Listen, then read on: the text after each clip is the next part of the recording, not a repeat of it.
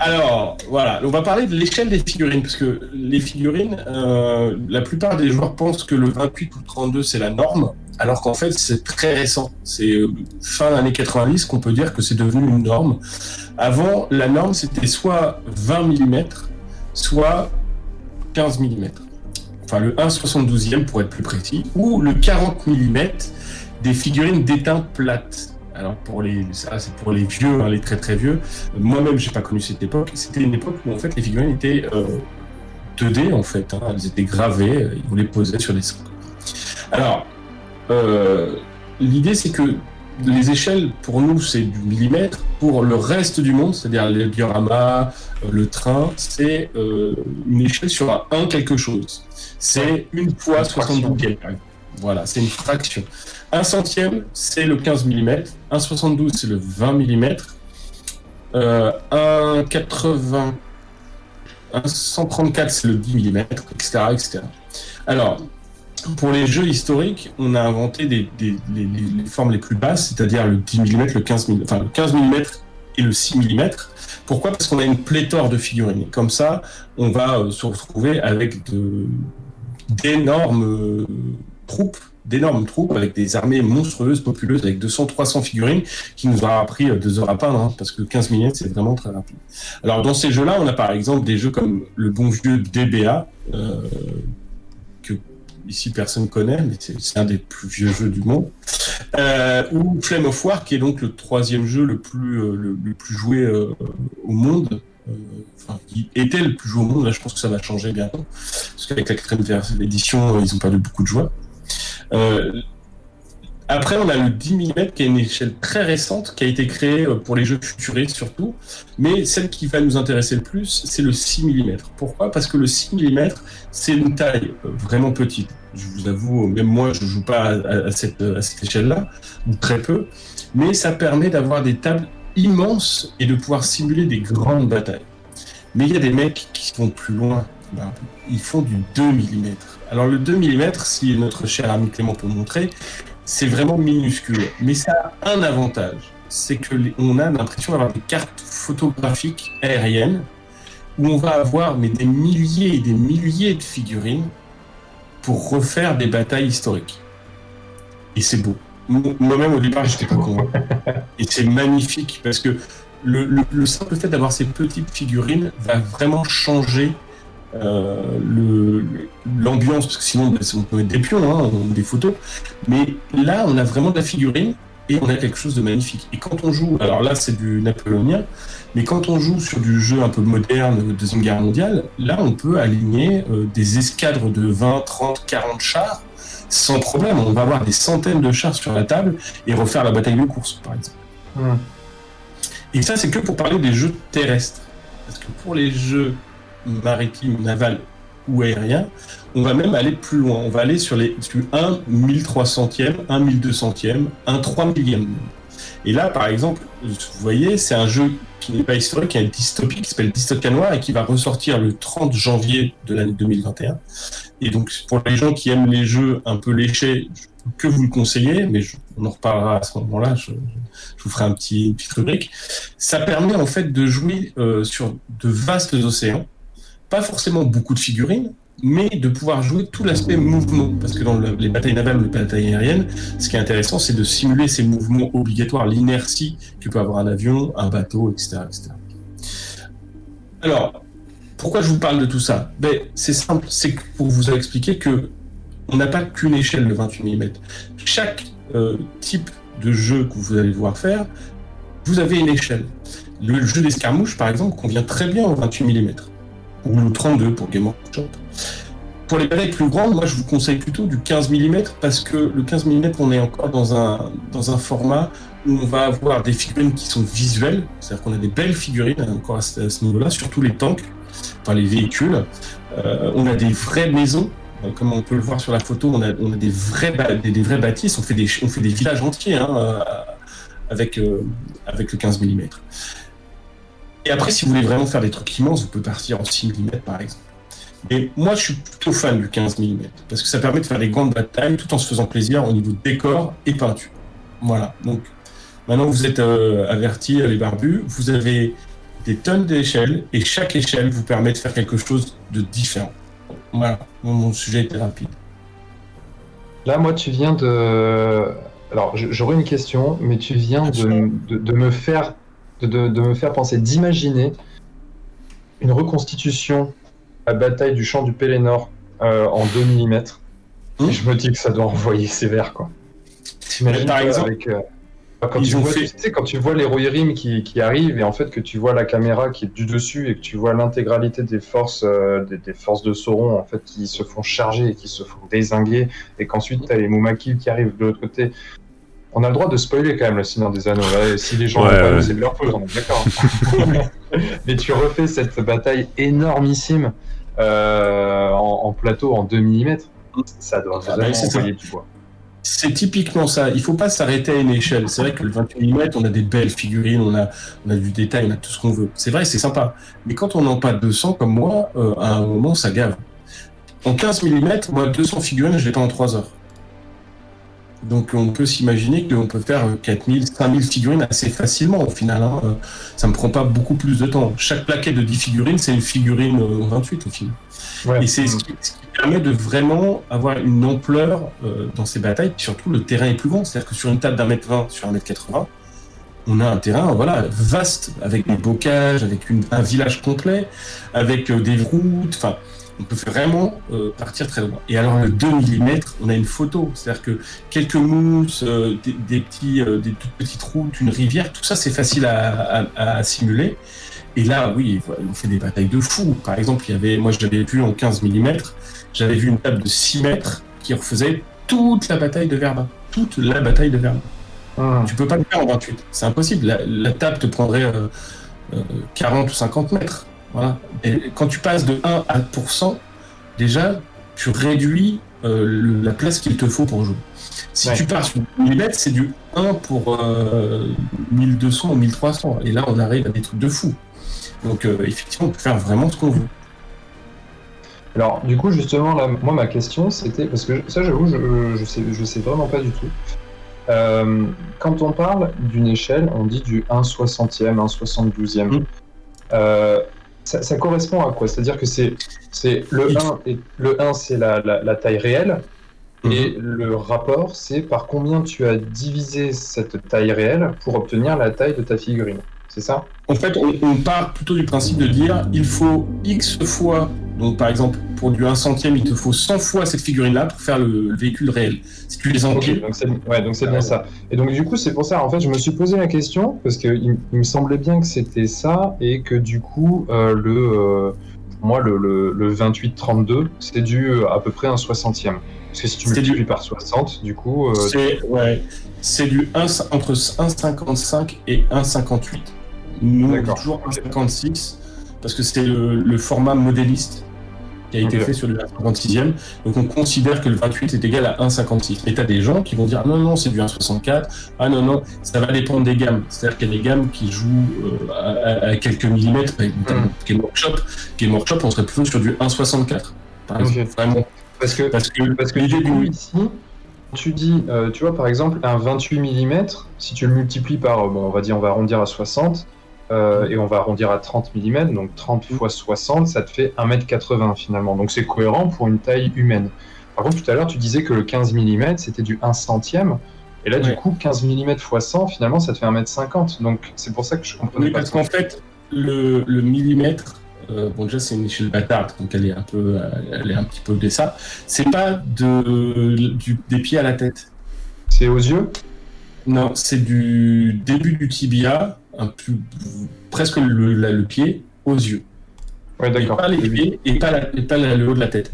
Okay. Donc c'est compliqué à gérer. En fait, on peut considérer que le 28 mm c'est 1,62 m. Voilà. Combien tu dis? 1,62 m. Entre le début de ton pied et les yeux. D'accord. Voilà. Okay. C'est pour ça que est-ce que tu sais par hasard pourquoi cette mesure du haut du pied jusqu'aux yeux? Est-ce que tu connais l'histoire du pourquoi, du comment? Non, je sais pas. Je pense que c'est parce que c'était trop compliqué. En fait, il faut savoir que avant, les fabricants de figurines faisaient du 1/72e, ou du 1/56e. Et quand on est passé à des jeux de figurines qui gagnaient mieux leur vie que des modélistes, ils ont commencé à changer leur façon de métrer. Peut-être dû au moule. Et donc ils ont créé leurs propres échelles. Voilà. Mais sinon, je veux dire, aujourd'hui, t'as pas un seul jeu qui parle de 1 centième. Même Flame of War ne te parle pas de 1 centième. Il parle de 15 mm. Même pour leurs véhicules. Alors que nous, joueurs de Flame of War, on sait que les véhicules de Flame of War, c'est du 1 centième. Voilà. Okay. Donc, il y a une dissociation entre les jeux de figurines et les modélistes qui a été faite comme ça, de façon arbitraire. Et alors, par contre, je ne sais pas pourquoi. C'est peut-être parce que moi, je préférais un 56e ou un centième. C'est plus parlant pour moi, si vous voulez. Maintenant, il y a des gens qui ça parle pas du tout. Mais moi, au départ, je viens d'un père qui faisait du train et des avions de chasse, donc ça me paraissait pas un peu. Ok. Bon, c'est cool. Du coup, on comprend un petit peu plus quand même, non seulement comment ça fonctionne, ce qu'est une échelle de figurines, surtout, et c'est, je pense, là le cœur de ton message, c'est de dire qu'il existe autre chose que du 28-32, et que ça permet d'envisager justement le wargame de manière différente, d'aller chercher des choses qui sont pas forcément possibles dans des échelles plus grandes, d'aller les chercher avec des échelles plus petites, pour justement faire des choses qui sont un petit peu plus massives. C'est ce qu'on pouvait avoir, encore une fois, là, c'était, j'ai encore perdu le nom, vous me l'avez rappelé la dernière fois, le format Epic. Warhammer 40 000 Epic, où on avait des Space Marines comme ça, là. Et ça, c'est vrai que ça permet d'avoir encore une fois des parties qui sont énormes. J'imagine que...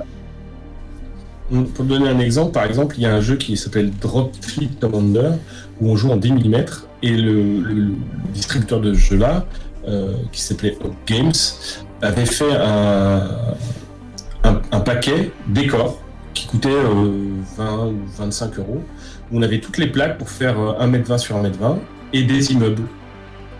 Et donc on joue en pleine ville, il y avait une trentaine d'immeubles sur 1m20. D'accord. Ah ouais. Et bien ça, tu peux pas le faire en 28. Si tu le fais en 28, tu fais une table de 3m30 sur 3m40 et des milliers d'euros, parce que même en carton, ça va te coûter un bras, quoi. Ah, c'est sûr. D'où une imprimante 3D. T'as un décor monstrueux, c'est excellent. Faut tout imprimer, imprimante 3D, et ça passe. Ouais, alors même en imprimante 3D, déjà qu'il en faut plein, et des centaines, voire des milliers d'heures d'impression. Ouais, c'est pas faux.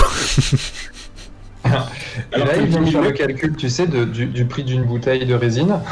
Et il se dit, oh. Ouais, c'est pas si cher que ça. Surtout, en 10 mm, ce qu'ils ont fait, c'est qu'ils avaient des avions qui portaient des véhicules, qui portaient eux-mêmes des figurines. Et chaque chose était à l'échelle. Donc tu pouvais prendre le véhicule. Non, mais tu peux prendre le véhicule et le mettre dans le porte-aéronef. Parce qu'en fait, c'est Drop Zone Commander, c'est un jeu où en fait l'humanité revient reprendre des planètes qui lui ont été volées par des aliens. D'accord. Et donc tout vient de l'espace. Et donc ils ont fait les vaisseaux, ils ont fait les porte-aéronefs qui envoient les véhicules. Et donc tu pouvais mettre les tanks dans le porte-aéronef. Et chaque et tout était armored, comme on dit en français, division blindée entre guillemets, mais c'est pas comme ça le terme, c'est motorisé. Voilà. Motorisé. Armored motorisé. C'est motorisé. C'est-à-dire que l'infanterie avait son véhicule volant plus son véhicule terrestre, et il y avait des tonnes et des tonnes de véhicules. Et ce qui était intéressant, c'est que c'est le premier jeu du genre futuriste où on prend en compte les tactiques de guerre modernes, parce que même Game Workshop, qui est dans les années 80, dans les années 80, il y avait plus d'infanterie à pied. Ça n'existe pas, ça existait dans les années 60, mais à partir de 70, plus aucune unité n'est à pied. Tout le monde a son véhicule, parce qu'on fait la guerre avec la route, en fait. Et bien, ce jeu-là, il a tout pris en compte. Il n'y a plus de canon anti-char, par exemple, alors qu'on en voit plein à Games. Bon, quand on a un lance-missile, on n'a plus de canon anti-char, en fait. On n'a pas un canon laser sur roue, on le met dans un véhicule. Mais la guerre moderne, c'est ça. C'est-à-dire qu'aujourd'hui, si tu veux un canon anti-char, tu l'as sur un tank ou sur un véhicule à roue. Mais tu l'as pas à pied. Ben, voilà. Et ça, c'était intéressant. C'était fort parce que c'était le seul jeu qui prenait en compte la guerre moderne, avec ce qu'on sait aujourd'hui. Game Workshop, enfin, tu regardes les figurines de Game Workshop, ça te fait sourire. pourquoi un mec qui a des antigraves laisse des canons anti-char sur roue? Enfin, d'où on voit ça, quoi? Si tu as une mitrailleuse, tu la mets sur un véhicule. Tu la mets pas à de l'infanterie, ça n'a aucun intérêt. Enfin, voilà. Et donc ça, c'était vraiment très fort dans ce jeu-là. Et surtout, en 10 mm, tu avais une cinquantaine de véhicules. Soit de transport, soit des tanks. Voilà. Bref, c'est pour dire que l'échelle est très importante. Elle permet vraiment d'avoir une vision globale que tu peux pas avoir en 28. 28, les escarmouches, c'est top, parce que voilà, on a besoin de trentaine de figurines et ça roule. Voilà, je fais des batailles à 200 figurines en 28 mètres, c'est une tannée à déplacer, à transporter, à peindre même. Alors que sur du 15 ou du 10, c'est beaucoup plus simple. C'est clair. Ok, mais c'est super intéressant en tout cas, ça permet de découvrir d'autres choses, d'autres possibilités, donc forcément ça donne envie. On va essayer de ne pas faire n'importe quoi là, à l'approche des fêtes quand même, de pas flamber en mode mais si, mais j'en ai besoin.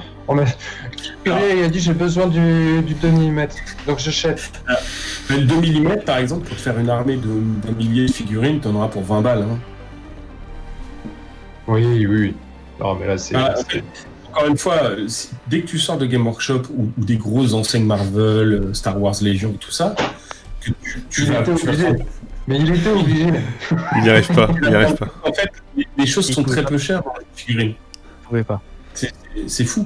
Non, mais c'est fou. C'est qu'on voit que les trucs qui marchent très très bien, ils vont mettre un prix monstrueux, alors que par exemple, tu peux avoir des figurines Vitrix pour. Je te dis, tu en as 60 pour 23 €. Bon. Pas besoin de grand chose. Hein. Ouais, le 15 mm, c'est pareil. Tu as 50 figurines pour 20, 30, 40 €, tu as 100 figurines. Donc, oui, l'échelle aussi permet de faire des économies. Et ça, c'est important à dire. Oui, c'est pas négligeable. Je sens que Clément, il a envie de dire une connerie. Non, mais. Son petit sourire en coin, là. Ça fait marrer parce qu'il peut présenter n'importe quoi, il y aura toujours un tacle à Games. Je me porte en faux. J'ai pas dit Games, hein. J'ai dit les grandes enseignes. Non, t'as quand même taclé, t'as quand même pas mal taclé Games. On regardera le replay. Je demande la VAR. Le replay en direct. Non, j'ai dit les grandes enseignes. Star Wars Légion, c'est pareil. Star Wars Légion, t'as des packs qui sont super chers. Ok, c'est une licence, mais les gars, c'est du plastique, quoi. À un moment. Oh là là, ça balance dans le chat. Mec, t'es mort. T'as dit gateway texto. C'est fini. On regardera le replay. Mais j'ai pas dit Game Workshop, mais j'ai dit toutes les enseignes. Hein. J'ai pas fait. Non, j'ai pas fait de Non, mais on a compris. On te taquine, mais c'est vrai que c'est intéressant d'aller voir ce qui se fait ailleurs. On a peut-être parfois un peu trop le réflexe d'aller à la facilité, de voir ce qui se fait beaucoup. De voir ce qui est simple d'accès, mais c'est vrai qu'il y a des formats comme ça qui peuvent être vraiment cool et moi personnellement c'est vrai que ça m'intéresserait de tester justement une partie comme ça avec beaucoup plus de figurines en plus petite échelle parce que je pense que ça peut aussi apporter un côté tactique en tout cas ça apporte une vision différente de l'aspect tactique d'une bataille, donc c'est vrai que c'est intéressant, même en termes de peinture je pense que c'est intéressant de changer d'échelle, donc déjà quand on passe du 28 au 15 mm ça change du tout au tout, donc j'imagine que de peindre du 10 ou du 6 ça doit être encore autre chose, donc vraiment c'est cool d'avoir ce genre de sujet et c'est intéressant, ça donne envie en tout cas. Enfin moi ça me donne envie, je sais pas si les autres ça leur donne envie. Mais en tout cas, c'est vrai que c'est intéressant. En plus, par rapport à la peinture des tanks ou des véhicules, c'est super intéressant parce que quand on a un gros véhicule, c'est des coups de pinceau ou de l'aéro, c'est compliqué. Alors que quand tu es en 15 mm, ou même en 10, tu peux vraiment te faire plaisir, tu vas te faire des éclats plus facilement, donc c'est une autre façon de peindre même, et un autre plaisir de peinture. Moi, j'adore peindre des bateaux, par exemple, de Dystopia Noir, parce que j'ai trouvé une technique qui me permet de faire des trucs super jolis. Alors, je vais essayer de vous montrer ça, parce que j'en ai quelques-uns. Donc, par exemple, voilà, comme ça. Voilà, je les ai là. Alors là, bon, celui-là, il est très gros, hein, quand même. Voilà. Mais par rapport à du 28, vous voyez, je me suis amusé à faire les traînées, je me suis amusé à faire tout ça, j'ai fait un petit halo. Voilà, c'est sympa. Pareil, là, il y a l'eau. Je me suis fait plaisir sur les formes d'eau. J'ai voulu faire un truc un peu à la Tahiti. Et ça, c'est l'intérêt du 1200e. C'est qu'on peut vraiment se faire plaisir sur des figurines où plusieurs escadres, et là on se marre vraiment à faire des effets qu'on ne faisait pas sur du 38 mm. Ouais, carrément. Non, mais carrément. De toute façon, le changement d'échelle, moi, c'est vrai que j'ai plutôt tendance dans les commandes, en tout cas que j'ai, à changer d'échelle vers du plus grand. C'est ce qu'on voit là, juste au-dessus, ici. Là, j'y suis presque dans l'autre sens. Voilà, par là. C'est là, on est sur du 25 et du 30 cm. Donc là, forcément, ça change encore dans l'autre sens. C'est très différent. Mais c'est vrai que en termes de peinture, changer d'échelle, c'est hyper intéressant. Ok.